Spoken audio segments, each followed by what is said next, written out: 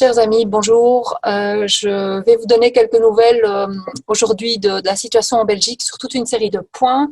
Je regrette évidemment de ne pas avoir pu participer à l'émission L'Info en question, mais comme ça vous avez un petit résumé de ce qui se passe parce que ça bouge assez bien. Alors, tout d'abord, par rapport à la situation scolaire qui préoccupe beaucoup de parents, étant donné que la rentrée approche, Initiative citoyenne a envoyé, en date du 23 août dernier, un courrier aux associations de parents UFAPEC et FAPEO, donc pour l'enseignement catholique et l'enseignement libre, ainsi qu'aux directions d'écoles secondaires, un courrier qui aborde différents points comme la question du masque, évidemment, de la distanciation sociale, puisque le contact est très très important pour la bonne santé psychique, sur les vaccins, les tests, puisque dans la presse il y a eu des articles circulants disant qu'on envisageait éventuellement des tests salivaires massifs dans les écoles. Et donc, vous retrouverez ce courrier qui aborde toute cette série de points sur notre site internet pour le lire, pour le diffuser autour de vous et pour agir vous aussi en tant que parents, c'est vraiment important. Par rapport au reste des points de ce qui se passe ici en Belgique, au niveau des masques, il y a du changement.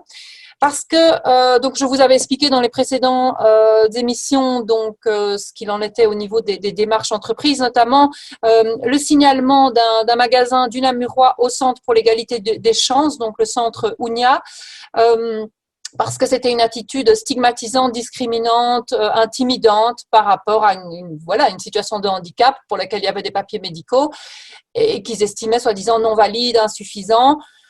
Et l'arrêté royal ici en Belgique disait que les gens médicalement inaptes pour porter un masque devaient porter la visière. Donc avec cette pression indue pour une visière dont l'inefficacité était assez flagrante et évoquée par différentes instances comme l'Office fédéral suisse de la santé publique et d'autres instances officielles en France notamment. Et donc, suite à ce signalement pour les masques auprès du Centre pour l'égalité des chances et un mail que j'avais envoyé au service de la ministre belge Maggie De Blok, ministre de la Santé, en date du 16 août. J'ai appris ce mardi 25 août de la part d'un collaborateur du Centre pour l'égalité des chances ceci, Madame Meulemans, suite à votre signalement, nous vous informons qu'en date du 22 août 2020, le moniteur belge a revu son arrêté ministériel du 30 juin 2020. Et donc, l'article 12 dit ceci, l'article 21 bis de l'arrêté ministériel du 30 juin 2020 portant des mesures d'urgence pour limiter la propagation du coronavirus Covid-19 est complété par un troisième alinéa rédigé comme suit. Les personnes qui sont dans l'impossibilité de porter un masque, une alternative en tissu ou un écran facial en raison d'une situation de handicap attestée au moyen d'un certificat médical ne sont pas tenues par les dispositions du présent arrêté prévoyant cette obligation. Donc, c'est une victoire importante pour les personnes malades, handicapées, qui ne sont donc pas obligées de porter cette visière qui peut les stigmatiser encore plus et faire d'eux des bêtes de cirque pour une efficacité de zéro, ou en tout cas très, très contestable en cas d'utilisation seule. Alors, par rapport au vaccin, quelques mots également sur les démarches en cours. Donc, vous le saviez, le 26 juin dernier, un de nos avocats, Maître Rixon, avait donc demandé l'accès aux documents administratifs au niveau de la Commission européenne pour tout ce qui est passation de marché d'achat de vaccins, de centaines de millions de doses. Mi-juillet, cette commission avait dit à notre avocat qu'il lui faudrait un délai accru parce qu'il y avait beaucoup de documents à fournir. On n'a toujours rien à l'heure actuelle. Donc ça, cette demande, pour l'instant, n'a pas trouvé de réponse de la part de la Commission européenne. On va évidemment relancer, on ne lâche pas ça. Alors, par rapport je veux aussi vous parler du règlement européen. Il y a un règlement européen très préoccupant, le règlement 2020-1043. C'est un règlement qui a été adopté par le Parlement européen et qui est entré en vigueur le 18 juillet dernier. Et ce règlement est vraiment problématique parce que, en fait, il permet, si vous voulez, la diffusion de vaccins avec une absence d'évaluation suffisante de l'impact sur l'environnement, hein, notamment, on sait bien que ce seront des vaccins OGM qui feront de nos corps des OGM. Et donc, pour vous expliquer un petit peu ça, je vais vous donner quelques informations parce que c'est très, très important que dans tous les pays européens, un maximum de pays européens possible, les citoyens s'organisent, saisissent des avocats et entament des actions communes, convergentes, conjointes contre cette disposition qui est une disposition scélérate, hein, il n'y a pas d'autre mot. Alors, pour comprendre un petit peu la portée en fait de ce règlement, il faut donc savoir qu'il entérine en fait la suspension exceptionnelle de certaines mesures de précaution obligatoires qui encadrent normalement l'autorisation de distribution de vaccins et le développement du génie génétique. Donc, pour comprendre la portée de ce règlement, il faut distinguer 3 grandes étapes distinctes dans l'élaboration d'un vaccin. 1, la fabrication du vaccin. 2, les essais cliniques sur des petits groupes tests. Et 3, la diffusion du vaccin dans la population. Alors, selon le cadre normatif de l'Union européenne, chacune de ces étapes ne peut se réaliser qu'à la condition que les institutions sanitaires publiques aient accordé une autorisation préalable sur base d'évaluations précises des risques potentiels sur l'environnement et la santé humaine, de sorte que chacune des 3 étapes nécessite à chaque fois une autorisation supplémentaire adaptée aux caractéristiques de l'étape concernée. Le règlement UE 2020-1043 permet en fait, si vous voulez, donc de diffuser des vaccins non autorisés. Et donc, cela est explicitement ratifié et même encouragé. Alors, donc en fait, au niveau de ce règlement, l'obligation d'une évaluation des risques pour la santé des membres des petits groupes tests est maintenue, tandis que l'obligation d'une évaluation des risques pour l'environnement est annulée. Donc, cette étape-là est complètement zappée, ce qui est évidemment problématique. Alors, normalement, comme pour n'importe quel médicament, les vaccins ne peuvent être diffusés dans la population que s'ils ont été autorisés par l'Agence européenne des médicaments, qui est l'institution chargée principalement de gérer les demandes d'autorisation de distribution des médicaments. Lorsqu'il s'agit d'un médicament contenant ou consistant des organismes génétiquement modifiés, cette agence doit assurer que toutes les mesures appropriées sont prises afin d'éviter des effets indésirables pour la santé humaine et l'environnement, qui pourraient résulter de la dissémination volontaire ou de la mise sur le marché d'organismes génétiquement modifiés. Alors, vous le savez, ou en tout cas beaucoup d'entre vous le savent, l'Agence européenne a un financement à 80% par des redevances de l'industrie pharmaceutique. Alors, en lieu et place de cette procédure normale impliquée par une demande d'autorisation, non seulement le règlement UE 2020-1043 n'oblige explicitement l'industrie pharmaceutique à rien, mais l'Agence européenne du médicament affirme explicitement qu'elle mettra tout en œuvre pour faciliter la distribution des vaccins. S'il n'existe pas d'autres traitements efficaces déjà autorisés, il est possible, mais non obligatoire pour un pays, d'introduire pour des vaccins non autorisés une demande de distribution pour raisons compassionnelles. Vous voyez, les raisons compassionnelles, c'est ce qui est déjà à l'œuvre dans les cas de maladies rares, par exemple. Vous voyez, donc des gens qui sont dans un état très grave pour lesquels il n'existe pas de traitement ou que des traitements symptomatiques et qui donc n'ont malheureusement rien à perdre avec leur état et qui souhaitent pouvoir accéder à un traitement pour essayer d'aller mieux. Alors ici, on n'est pas du tout dans ce cas-là. Hein. On ne va pas s'adresser à des gens en bonne santé ou en tout cas des gens malades, mais qu'on risque d'aggraver encore avec une vaccination hasardeuse et mal évaluée. Alors, donc cette demande, en fait, si vous voulez, de distribution pour raison compassionnelle n'exige aucune évaluation autre que celle qui a conditionné le démarrage des essais cliniques et qui donc pourrait montrer au final l'inefficacité du traitement ou même sa dangerosité. Par exemple, le remdesivir, ce médicament très coûteux qui est très rentable pour la firme Gilead, qui est inefficace, bourré d'effets secondaires, est un médicament non autorisé et dont aucune étude ne prouve l'efficacité contre le Covid, selon quelqu'un notamment comme le professeur Raoult, mais pour lequel des demandes ont été déposées donc, dans le sens d'un usage dit compassionnel, par plusieurs pays européens et ces demandes ont été acceptées évidemment puisqu'il n'y a aucune évaluation exigée. Voilà, oui, donc c'est quand même, on est quand même dans une situation très, très grave sur un plan éthique, scientifique, déontologique, etc. Alors, ce règlement en fait 2020-1043 qui facilite et encourage donc tous ces produits hasardeux, soi-disant pour des raisons compassionnelles, euh, ne tient pas compte du fait qu'il existe déjà des traitements qui ont démontré une efficacité vraiment importante. La chloroquine, hein, le professeur Raoult, on le sait, a encore dit il n'y a pas longtemps qu'il avait une mortalité 7 fois moindre qu'ailleurs. L'artémisia, la vitamine C, donc tous les traitements qui ont quand même montré un intérêt vraiment indéniable dans le traitement du Covid. Donc, l'argument d'usage compassionnel ne tient évidemment pas. Alors, en conclusion, on peut dire que le règlement UE 2020-1043 est illégal en fait, puisqu'il encourage la distribution de substances dont la dangerosité et l'utilité sont inconnues pour la population, tandis qu'il existe déjà des substances, comme j'en ai parlé, inoffensives et efficaces. En plus, l'article 168 du traité sur le fonctionnement de l'Union européenne explicite la santé publique comme un des objectifs prioritaires du traité.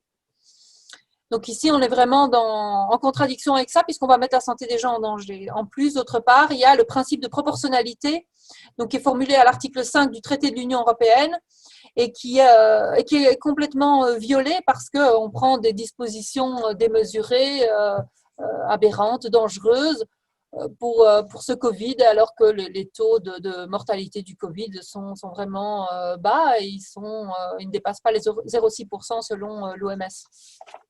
Donc c'est inquiétant et il faut faire des actions avec des avocats. Il faut saisir les tribunaux, il faut poser des questions préjudicielles au niveau de la Cour de justice de l'Union européenne, il faut le faire au niveau national parce que comme ce règlement a une portée générale, les conditions, les critères d'action directe auprès de la Cour de justice de l'Union européenne ne sont pas forcément remplis et donc c'est pour ça qu'il faut vraiment intenter les actions dans différents pays européens pour que les juges nationaux saisissent eux-mêmes la Cour de justice de l'Union européenne.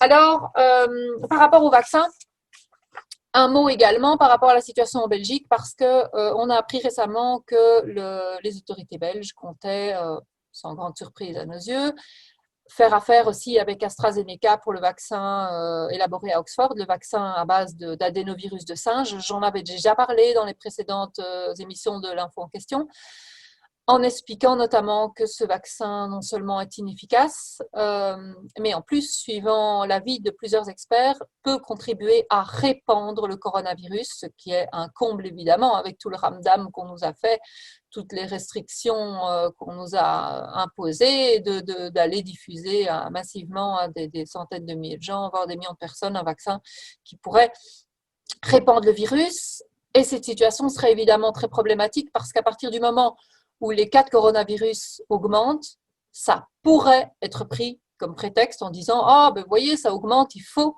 absolument une obligation vaccinale. » Donc, il faut vraiment être très, très vigilant là-dessus. Et il faut aussi savoir que la firme AstraZeneca a obtenu l'impunité juridique totale. Donc, en cas d'effet secondaire, les gens vont se retourner contre l'État, ils auront du déni, des affirmations comme d'habitude que c'est le hasard, les coïncidences, et ils pourront rester tout seuls, être abandonnés à leur triste sort et devoir se débrouiller avec des maladies potentiellement irréversibles et très coûteuses. Voilà. Alors maintenant, je voudrais vous évoquer un autre aspect important qui est l'aspect de manipulation, un aspect très préoccupant aussi. Les autres numéros de l'info en question avaient aussi parlé de ce problème de la manipulation. Mais ici, je vais vous parler d'exemples concrets. Il y en a 3. Il y a ce qui se passe notamment aux États-Unis. C'est-à-dire que sur le site des essais cliniques, donc le site gouvernemental qui regroupe tous les essais cliniques en cours, on trouve notamment, en date du 7 juillet, un essai clinique initié par une équipe de l'université de Yale et qui, en gros, consiste à évaluer la performance de toutes sortes de messages de manipulation, ce sont des messages de manipulation pour essayer de faire pression sur les gens pour qu'ils acceptent des vaccins élaborés à la hâte et tout à fait hasardeux. Et donc, pour donner des exemples très concrets et parlants de ce genre d'études et de ce que des psychologues ou des médecins cautionnent et envisagent de mettre en œuvre, eh bien, voici quelques exemples. Donc, ils font participer 4000 personnes et ils testent l'efficacité de différents types de messages sur différents registres pour contraindre ou en tout cas influencer à mort les gens pour qu'ils acceptent un vaccin qui n'a pas subi de tests de sécurité appropriés. Voici donc quelques-uns des messages qu'il prévoit d'utiliser dans les différents groupes. Dites aux gens qu'ils causent des difficultés économiques aux autres s'ils ne se font pas vacciner. Utilisez la culpabilité. Demandez-leur s'ils ne se sentiraient pas coupables s'ils tuaient quelqu'un parce qu'ils ne se feraient pas vacciner. Utilisez la gêne. Demandez-leur s'ils ne se sentiraient pas gênés s'ils tuaient quelqu'un parce qu'ils ne se feraient pas vacciner. Utilisez la colère aussi. Demandez-leur s'ils ne se sentiraient pas en colère s'ils tuaient quelqu'un parce qu'ils ne se seraient pas vaccinés. Vous voyez le forcing là à mort. Dites-leur qu'ils ne sont pas courageux s'ils ne se font pas vacciner. Dites-leur qu'ils doivent faire confiance à la science et que s'ils ne se font pas vacciner, c'est parce qu'ils ne comprennent pas la science. Vous voyez, faire passer les gens qui s'informent pour des béotiens. On est vraiment dans ce que Orwell pointait. La guerre, c'est la paix, la novlangue, on inverse tout. Alors, dites-leur qu'ils courent un danger personnel s'ils ne se font pas vacciner, même s'ils sont jeunes et en bonne santé. Donc, en gros, ça consiste à leur mentir, en fait. Dites-leur que la société doit travailler ensemble pour que tout le monde soit en sécurité. Il s'agit d'une expérience psychologique qui sera bientôt transférée, en fait, à la société dans son ensemble. Et j'en veux pour preuve ce qui se passe de façon conjointe dans plusieurs autres États. C'est de nouveau quelque chose de concerté qui n'est pas juste de l'ordre d'une initiative nationale isolée, en fait. Alors, ce qui se passe, par exemple, avec le Royaume-Uni, un document officiel du SAGE, qui est le groupe scientifique de conseil par rapport à toutes les situations d'urgence. C'est un document qui a été publié le 5 mai 2020. Eh bien, ce sont des aveux en fait accablants. Parce que donc, il s'agit d'une recherche et d'une analyse sur les options pour accroître l'acceptation sociale, l'adhérence sociale aux mesures de distanciation sociale. Mais évidemment, la portée de ça concerne l'ensemble de la crise, y compris la visée et la perspective vaccinale, il faut bien le comprendre. Et donc, ce document dit notamment ceci. Il dit qu'un nombre important de personnes ne se sentent pas suffisamment menacées personnellement. Il se peut qu'ils soient rassurés par le faible taux de mortalité dans leur groupe démographique, bien que le niveau d'inquiétude soit en hausse. Le niveau perçu de menace personnelle doit être augmenté parmi ceux qui sont complaisants en utilisant des messages émotionnels percutants. Et dans la suite de ce texte, eh bien, on peut lire que la presse a bien été utilisée pour manipuler notre sentiment de menace vitale et de peur. Donc, vous voyez, pour décrypter cette information, il faut quand même se souvenir que les personnes qui critiquent la vaccination sont de façon récurrente dans les médias assimilées à des complotistes, à des gens qui utilisent la peur et l'émotionnalité. Et ici, on voit bien dans ces documents officiels les aveux qu'ils comptent utiliser des messages émotionnels, jouer sur les émotions des gens pour manipuler leur perception de la menace réelle, en fait. Donc voilà, nous nous basons sur des documents, des preuves, des éléments d'investigation. Ce qui compte pour nous, c'est la rationalité, la réflexion, le débat, le libre choix. Et pour les officiels, c'est le matraquage, la répétition, la propagande, les émotions, le conditionnement, comme le conditionnement pavlovien. Et alors, pour enchaîner là-dessus, et c'est tout à fait convergent, en Belgique, il y a eu un rapport le 20 août dernier de l'Union professionnelle des psychologues cliniciens francophones. Et ce rapport, selon ce qui nous revient, écœure un certain nombre de psychologues, de psychiatres, des gens qui sont outrés, atterrés, et des psychologues qui disent nous allons résilier notre adhésion à des groupes comme ça, avec ce dont ces gens se rendent complices. Parce qu'en fait, dans le cadre de ce rapport, il est notamment dit: le suivi des mesures nécessite un effort particulier de la population. Les mesures constituent une rupture dans notre mode de vie actuel et nous devons les observer pendant longtemps. Bien que le suivi des mesures ait d'abord semblé être un problème temporaire, il devient maintenant clair que nous entrons dans une phase de changement de comportement permanent. On peut se poser la question de la légitimité politique, démocratique de tout ça. Un changement de comportement permanent? Et pourquoi? Alors que l'épidémie est terminée, alors que le taux de mortalité est bas, il est de maximum 0,6%, dans d'autres pays c'est entre 0,1 et 0,4%, etc. Donc un changement de comportement permanent, ça pose question. Ça pose question, et d'ailleurs le professeur Jean-François Toussaint l'a dit récemment dans une interview, que les experts prennent des décisions déconnectées de la réalité du terrain. Ils se demandent pour aller où? Pour nous emmener où? Pour nous amener vers où sur un plan social démocratique? Alors le rapport dit aussi, bien que le suivi des mesures ait d'abord semblé être un problème temporaire, donc il devient maintenant clair, donc ça c'est ce que je viens de dire, que nous entrons dans une phase de changement de comportement permanent. Ça c'est ce que je venais d'expliquer. Mais alors la suite. Le nouveau comportement va devenir un comportement habituel. Le changement de comportement doit donc conduire à un comportement habituel. Le comportement d'habituation découle principalement de la planification et des répétitions fréquentes. Il est donc envoyé dans le cerveau différemment du comportement dirigé consciemment. Il n'est plus rendu conscient pour atteindre un objectif et il est en grande partie automatique ou sans réflexion. Différents piliers sont importants pour faciliter cette formation d'habitude. Donc, c'est exactement comme ce que je vous disais. Les répétitions, la propagande, le matraquage. Goebbels, le ministre de la propagande d'Hitler, ne disait pas autre chose. Il disait, répétez 1000 fois un mensonge, il deviendra une vérité. Il deviendra, soi-disant, quelque chose qui va de soi, qui est automatique. Il n'y a plus besoin d'être réfléchi, ou discuté, ou débattu. Donc, on est exactement là-dedans. Donc, il faut réagir, il faut se renseigner et se mobiliser. Et c'est pour ça que de plus en plus de professionnels de santé nous contactent. Alors, des réflexions de groupes sont en cours, des projets sont en cours pour partager l'expérience de terrain de ces professionnels qui est extrêmement importante parce que ces personnes ont leur expertise, qui n'est pas une expertise déconnectée de la réalité comme les experts bidons, dans bien des cas, qui sont avec leur modélisation mathématique douteuse et qui ne tiennent pas la route. Et donc, moi, je continue à inviter les professionnels de santé à nous rejoindre parce qu'il y a un groupe déjà avec au moins entre 30 et 40 professionnels et qui n'arrête pas de s'agrandir.